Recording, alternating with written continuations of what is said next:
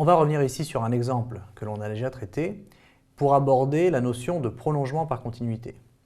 Alors je vais prendre une fonction et cette fonction va être continue partout. Je vais lui retirer un point. Voilà.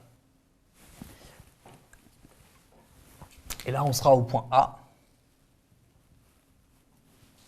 Et la valeur sera B. Mais je vais dire qu'en ce point A, la fonction prend une valeur différente.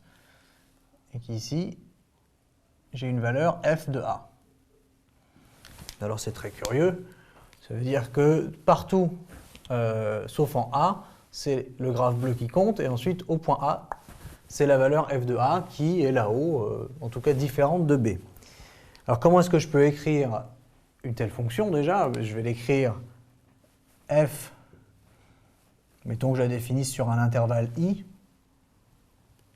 Voilà, celui-ci par exemple, qui prend ses valeurs, on va dire dans R, et qui à x va associer f de x en bleu si x différent de A, et qui au point A associe f de A, qui est cette valeur là-haut. Alors simplement, c'est bien une fonction discontinue. Elle est continue partout, sauf en A plutôt.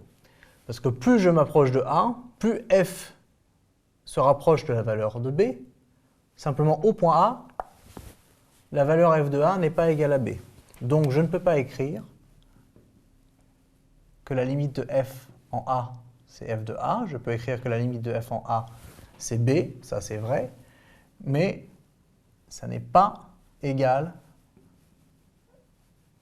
à f de A. Donc elle est discontinue.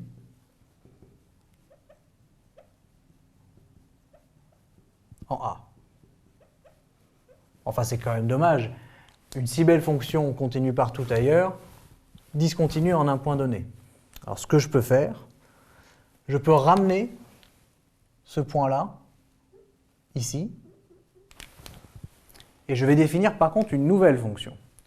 Je veux dire, f est continue presque partout, sauf en A, et je vais appeler f tilde la fonction qui est définie sur i, à valeur dans R, ça ne change pas, qui a x associe f de x, si x est différent de A, et qui a A associe B. Et maintenant, cette fonction f tilde a pour limite B,